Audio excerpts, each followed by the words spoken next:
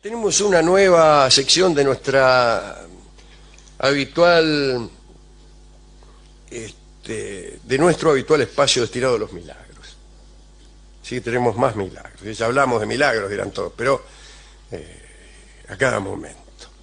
Hoy tenemos una definición del Concilio Vaticano que después de hondas deliberaciones juró que el milagro es un fenómeno inhabitual, anormal y en algunas oportunidades público.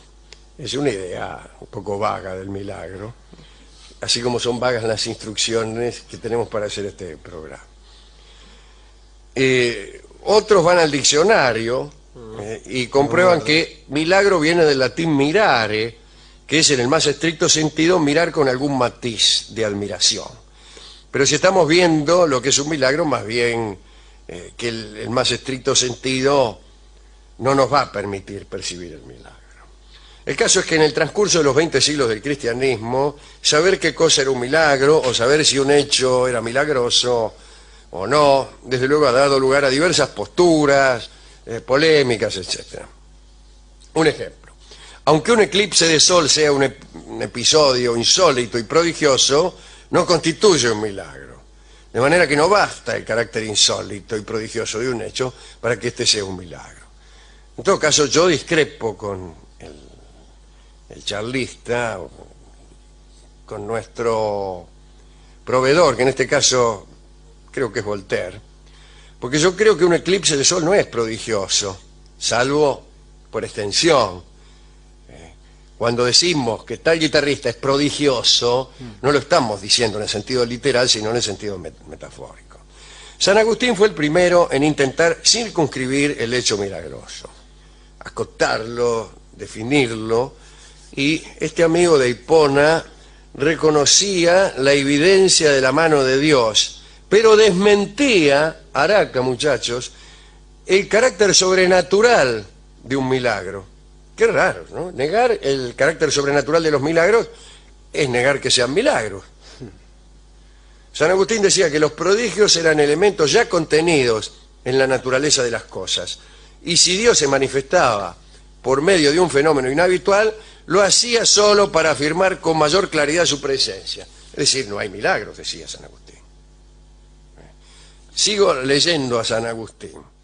Las maravillas que Dios nos ofrece en el mecanismo del universo se nos han llegado a ser tan familiares que han terminado siendo banales.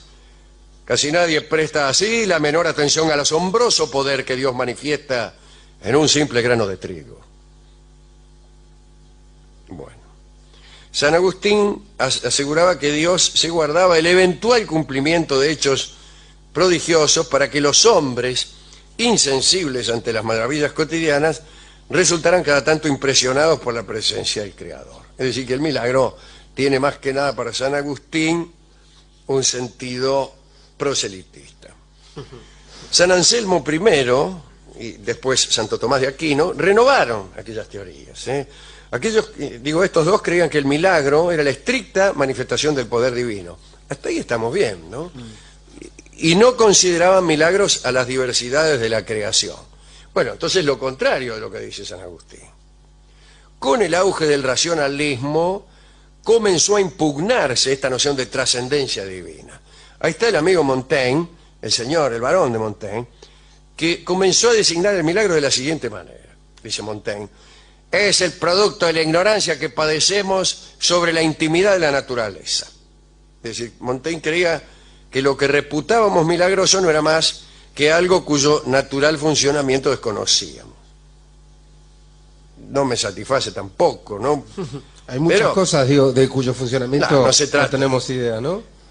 Y no las computamos milagros. Este pequeño juicio contenía, el de Montaigne, críticas que vinieron después, pero con mayor astucia, Young, Voltaire. Para estos pensadores el milagro resultaba imposible, y ahí está, porque resultaba una intrusión en el libre albedrío, y era como una intrusión del azar en el determinismo de las cosas. Tampoco me gusta. ¿Quién dijo que no hay azar? Están varios figurines atrasados, pero bueno, está bien. La ciencia avanza a veces, dice Young, con tanta rapidez y con tanto alcance que parece incluso usurpar los poderes divinos. Acá no hay nada que me explique qué pasa si el Sol un día retrocede. Ahí no me sirve todo esto que han dicho. ¿Qué? ¿Nuestra ignorancia? ¿Por qué retrocede? Bueno, es milagroso, flaco. No va a retroceder igual, quédese tranquilo. Bueno, contaremos algunos milagros paganos y cristianos. Hace 25 siglos se realizaban peregrinaciones a Atenas o a Kos o Alejandría, a templos dedicados a Esculapio, a Asclepio, si usted quiere, el dios de la medicina. Iban estos peregrinos, ya en los tiempos clásicos de Grecia, y después durante el helenismo, a buscar el supuesto poder curativo del dios Asclepius. Y las personas depositaban en Atenas o en Alejandría joyas, objetos de plata con forma de mano, de pie, de ojo, pensando que podía suceder una curación milagrosa. Es decir, según lo que le dolía, era la forma del objeto que llevaba. Dígame qué le duele. La rodilla. Muy bien, usted tenía que llevar una rodilla de plata, de oro, lo que sea. Claro. Pausanias cuentan que existían en aquel lugar 6 grandes piedras que conmemoraban las curaciones más sorprendentes de Asclepius. Y aparecían en esas piedras más de 60 historias.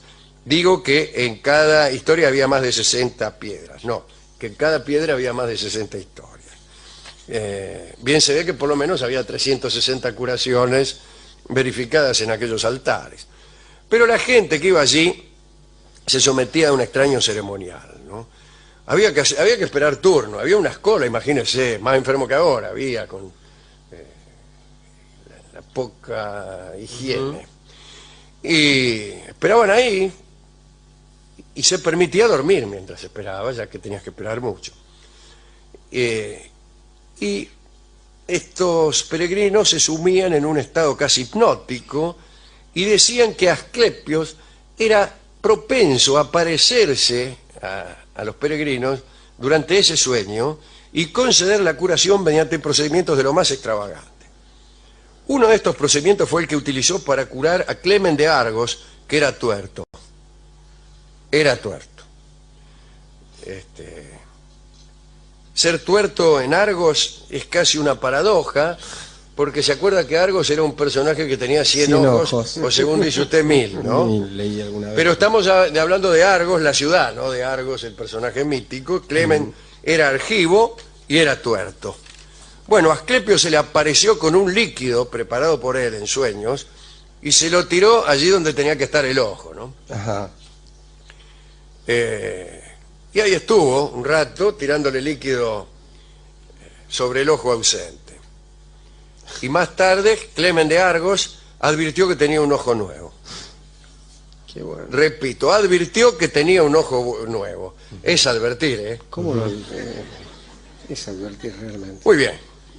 Yo le contesto. Los refutadores de milagros dicen que algunos sacerdotes médicos aprovechaban aquel profundo sueño de los peregrinos para llevar a cabo elementales tratamientos. Bueno, muy elemental no debe ser ponerle un ojo nuevo. Un ojo, sí. Un trasplante Si de yo ojo. fuera refutador de milagros, lo que diría es que eran mentiras, redondamente. Me cuentan, a un tipo que se durmió frente al portal se le apareció en sueño Asclepios y le hizo un ojo nuevo. Refutación de los refutadores de milagros. Seguro que eran los médicos mientras el tipo dormía. Ahí esa es la refutación, como que el ojo nuevo no le asombró al refutador. No le pareció asombroso el ojo nuevo. Asombroso le pareció que hubiera sido Asclepius.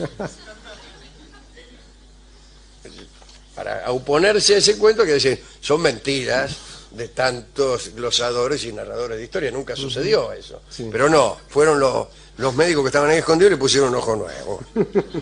Ya hemos dicho que en el islamismo se manifiesta una escasa propensión al milagro. Pero también en el budismo.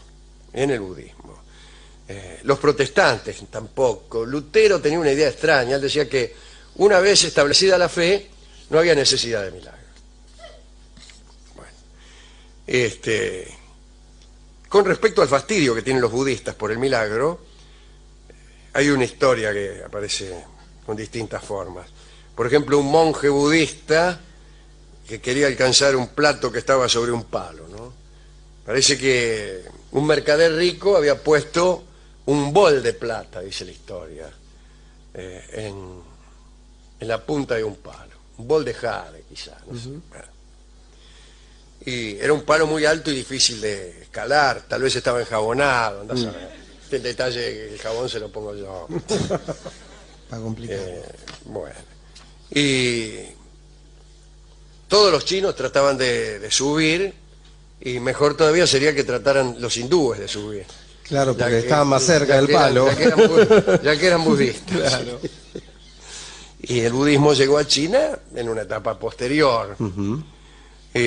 Bueno, todos los chinos trataban de subir, qué sé yo, y lo hacían porque el mercader rico había dicho que quien alcanzara a subir al palo se podía quedar con aquel plato de oro, con el bol de jade o lo que sea. Y bueno, entonces un monje budista muy santo, y que por su santidad era capaz de volar, levantó vuelo y tranquilamente cachó el bol y se lo quedó. Y entonces el jefe de la congregación lo echó. Lo echó porque dijo que había hecho un milagro de gusto, por no decir otra cosa. Igual le pasó a otro monje que ante la ausencia de un barquero cruzó un río volando y también fue expulsado. Gastaban pólvora en chimangos, es una frase del budismo clásico.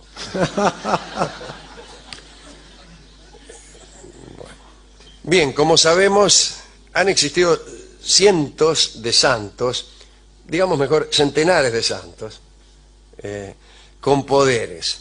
Vamos a hacer un catálogo de santos con poderes. Hablamos alguna vez de Giuseppe da Copertino, aquel santo volador. Parece que San Francisco de Assisi también levitaba, volaba un poco. Está el hermano Leo, que fue su biógrafo, dice que muchas veces lo vieron levantarse del suelo, a veces un poco, a veces no tan poco, porque solía llegar hasta la copa de un árbol, o incluso en tan desmedidas alturas que apenas si se veía un punto en el cielo. Ese punto era Francisco.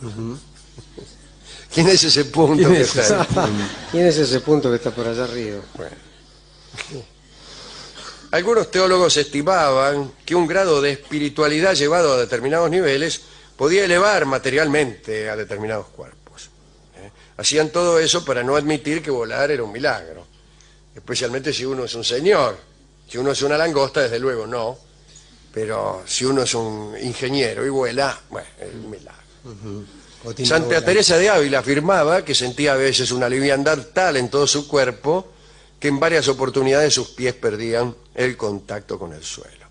Quien también volaba era Simón Mago. Eso entre otros prodigios, porque convertía las piedras en pan, se convertía en serpiente o en cabra, aparecía con dos caras, creaba oro, y según algunos, los muebles de la casa se le presentaban por sí solos para el servicio. Como sabemos, su muerte fue precisamente durante el ejercicio de uno de sus milagros. Simón le había asegurado a su tocayo, el apóstol Pedro, que podía volar por los aires, y para demostrar sus palabras, efectivamente voló. Pedro, celoso, le imploró a Dios que lo estrellara. Oh Señor, estrella a este milagrero. Y así fue. No se supo si porque Dios lo estrelló efectivamente o porque algo le falló a Simón, el mago. Había una multitud mirando aquel vuelo y Simón se precipitó. Fue uno de los primeros accidentes aéreos de la historia. Si usted quiere hacer el milagro de volar, es preferible que el milagro le falle enteramente. Que no remonte directamente. Que le falle desde el principio. Claro, que no alcance a levantar vuelo. Y lo peor que le puede ocurrir es que el milagro le salga por la mitad. Sí. Usted alcance 1000 metros de altura y después se le corte la inspiración milagrosa y se venga al piso. En otro orden se aseguraba que Santa Catalina de Siena pasaba sobre brasas ardientes durante sus trances de éxtasis. Parece que se pasaba horas enteras sobre las brasas sin experimentar el menor efecto y molestia, y sin que ni siquiera sus ropas llegaran a chamuscarse. En los libros vaticanos llega a perderse la cuenta de los pedazos de hierro caliente que solía tomar por diversión San Francisco de Paula entre sus manos. Parece que cuando no tenía nada que hacer, cachaba con la mano un fierro al rojo vivo y siempre salía ileso. Él decía que no se trataba de milagros, sino que afirmaba ser tan rústico que el fuego y el calor no le hacían daño. Una última curiosidad. Son bien conocidos los milagros de San Gennaro, de Nápoles. La sangre, una vez por año, una vez cada tanto, a intervalos regulares, esta sangre de San Gennaro, que está encerrada en una botella, no sé, dice, se hace líquida. Yo leía cuando era chico que se había licuado la sangre de San Gennaro y no tenía idea de lo que ocurría, ¿no? Parece que hay como unas costritas de sangre dentro de la botella y que cada tanto, no sé en qué fecha, se vuelven líquidas. Ese es el milagro. Yo pensaba en licuadoras, qué sé yo. Y Alejandro Dumas cuenta la historia del general francés Jean Pionnet, que ocupó Nápoles precisamente a principios del siglo XIX. Y desesperado, este hombre corrió a la catedral donde se producía este milagro y se fijó a ver si la sangre del santo se había licuado, ¿no? Y parece que los napolitanos dicen que cuando este milagro no sucede, sobrevienen terribles desgracias. En realidad casi siempre sobrevienen terribles desgracias, pero bueno. El caso es que Jean Pionnet vio que la sangre estaba allí sin licuarse. Y todos los napolitanos decían que en realidad no se producía el milagro por culpa del invasor. Por culpa de él, claro, que era Jean Pionnet. Entonces se anticipó a esta reacción. Tomó al oficiante de esa catedral, lo amenazó con un revólver o con un pistolón, le prometió volarle la tapa de los sesos si la sangre de San Gennaro no se licuaba dentro de los inmediatos 5 minutos. Esto era amenazar directamente al santo, no solo al oficiante. Amenazó además con reducir a escombros la ciudad si el prodigio no se producía, y el prodigio aceptó el ultimátum, o por lo menos así se lo comunicaron las autoridades al pueblo. En 5 minutos se licuó la sangre de San Gennaro. Así que este es un milagro realizado bajo amenaza. Es el único caso de un milagro realizado bajo la influencia de un revólver. Bueno, bien sabemos que en las épocas actuales los milagros tienden a ser cada menos frecuentes, ¿no? No sé, y no tengo más nada que decir. He visto hace poco, con respecto al Barón de Montaigne, ¿no? Que dice que los milagros son una consecuencia de nuestra ignorancia de las causas de los sucesos. Hay un documental que pasan, documental ebemerista, explicando algunos episodios de la Biblia, puntualmente el Éxodo. El éxodo del pueblo de Israel de Egipto, ¿no? Claro, exactamente. Las 10 plagas de Egipto y la ulterior apertura de las aguas del Mar Rojo. Y lo explican a raíz de una catástrofe, de una erupción volcánica producida en el Mediterráneo, que produjo numerosísimos fenómenos, cada uno de los cuales venía a explicar que el Nilo se volvía rojo, que aparecían las plagas, los mosquitos, las enfermedades, hasta la muerte de los primogénitos. La muerte de los primogénitos se explica del siguiente modo.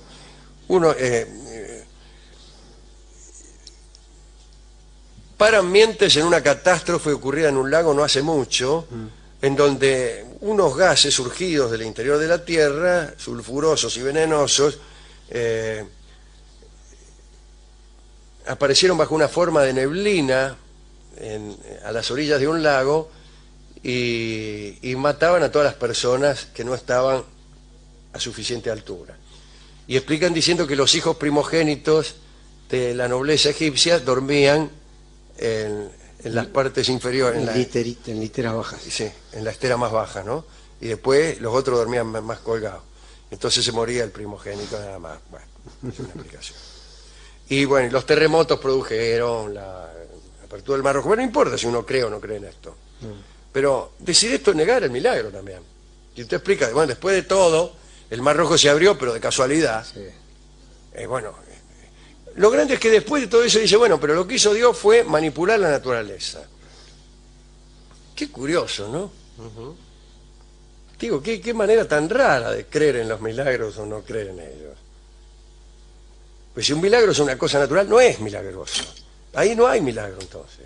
Si usted me dice, el Nilo se puso rojo porque hubo una emergencia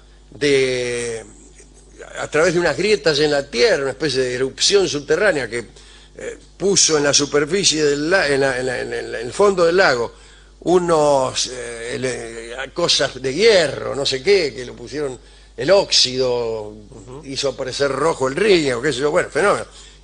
No hubo milagro, no hubo milagro. Esa no es una manera de creer en los milagros. Yo no voy a creer en los milagros porque me los expliquen, porque si me los explican ya no es milagro. No son, claro.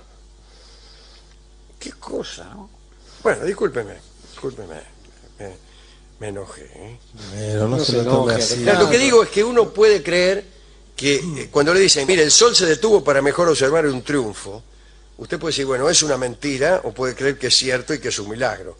Lo que no puede creer es que sí se detuvo, pero no sabemos por qué, y hacer caso al Barón de Montaigne. O se detuvo, en cuyo caso es milagroso, o no se detuvo. Pero no, sí se detuvo porque, qué sé yo... Una explicación posterior. No hay, eso no hay. Bueno, ¿a quién quiere dedicar esto? Discúlpeme. No, se está enoje, bien, está déjame. bien. Tengo una idea tan elemental, de un milagro es un milagro, y si no, no es nada. No, milagro por la mitad, bueno, pero mire que es que en realidad queremos decir otra cosa, eso es una metáfora, que no es que el Mar Rojo se haya abierto realmente, sino que construyeron unas barcas y a eso, bueno, es que es en broma, ¿se abrió o no se abrió? Sí. Extraordinario. Soy más creyente yo que esto que quieren explicarlo. Sí, que los mismos creyentes. Bueno, si usted me permite, Alejandro, yo se lo voy a dedicar a Giuseppe Copertino. A Giuseppe el Zapatero, Giuseppe el Copertino, el santito volador, el monje volador. Que creo que fue, si no me falla la memoria, Alejandro, usted me lo ha contado alguna vez, el que tuvo que detener un milagro por la mitad. Ese era otro, bueno, a ese quiero yo, no me acuerdo cómo se llama. Uno que hacía milagro y se lo prohibieron. Ese me gusta. Porque hacía milagro y se lo prohibieron. Un día venía por la calle el tipo y se cayó un obrero de un andamio. Sí. Que le habían dicho que no volara más. Claro. Le habían prohibido volar. No tiene nada que ver con el vuelo. Hacía milagro este monje. Ajá. Y un día se cayó un obrero de un andamio. Sí. Y este se acordó que le habían prohibido. Entonces, ¿qué hizo? Lo paró en el aire al obrero. Sí. Y le fue a preguntar que le había al padre superior a ver si le daba permiso para hacer un último milagro. Sí. O si lo soltaba. O si lo soltaba. Lo congeló. Le dieron autorización, pero con la promesa que ya no hiciera más ninguno. Sí. Entonces salvó al obrero y no hizo más. más. Bueno, a ese quiero dedicárselo, ese me gustaba. Bueno, nosotros hemos resuelto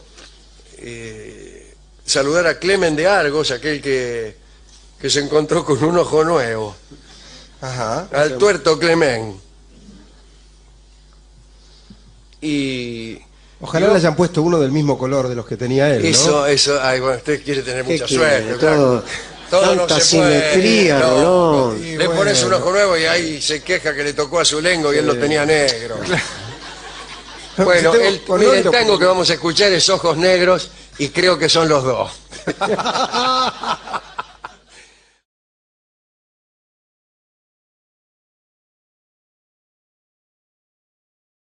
Tenemos una nueva sección de nuestra habitual, de nuestro habitual espacio destinado a los milagros. Sí, tenemos más milagros. Ya hablamos de milagros, dirán todos, pero a cada momento. Hoy tenemos una definición del Concilio Vaticano que después de hondas deliberaciones juró que el milagro es un fenómeno inhabitual, anormal y en algunas oportunidades público. Es una idea un poco vaga del milagro, así como son vagas las instrucciones que tenemos para hacer este programa. Otros van al diccionario y comprueban que milagro viene del latín proveedor, que en este caso creo que es Voltaire, porque yo creo que un eclipse de sol no es prodigioso, salvo por extensión. Cuando decimos que tal guitarrista es prodigioso, no lo estamos diciendo en el sentido literal, sino en el sentido metafórico. San Agustín fue el primero en intentar circunscribir el hecho milagroso, acotarlo, definirlo, y este amigo de Hipona reconocía la evidencia de la mano de Dios, pero desmentía, Araca, muchachos, el carácter sobrenatural de un milagro. Qué raro, ¿no? Negar el carácter sobrenatural de los milagros es negar que sean milagros. San Agustín decía que los prodigios eran elementos ya contenidos en la naturaleza. San Agustín, un sentido proselitista. San Anselmo I, y después Santo Tomás de Aquino, renovaron aquellas teorías. Estos dos creían que el milagro era la estricta manifestación del poder divino. Hasta ahí estamos bien, ¿no? Y no consideraban milagros a las diversidades de la creación. Bueno, entonces lo contrario de lo que dice San Agustín. Con el auge del racionalismo comenzó a impugnarse esta noción de trascendencia divina. Ahí está el amigo Montaigne, el barón de Montaigne, que comenzó a designar el milagro de la siguiente manera. Dice Montaigne: es el producto de la ignorancia que padecemos sobre la intimidad de la naturaleza. Es decir, Montaigne creía que lo que reputábamos milagroso no era más esa de las cosas. Y si Dios se manifestaba por medio de un fenómeno inhabitual, lo hacía solo para afirmar con mayor claridad su presencia. Es decir, no hay milagros, decía San Agustín. Sigo leyendo a San Agustín. Las maravillas que Dios nos ofrece en el mecanismo del universo se nos han llegado a ser tan familiares que han terminado siendo banales. Casi nadie presta así la menor atención al asombroso poder que Dios manifiesta en un simple grano de trigo. Bueno, San Agustín aseguraba que Dios se guardaba el eventual cumplimiento de hechos prodigiosos para que los hombres, insensibles ante las maravillas cotidianas, resultaran cada tanto impresionados por la presencia del Creador. Es decir, que el milagro tiene más que nada para allá, que es en el más estricto sentido mirar con algún matiz de admiración.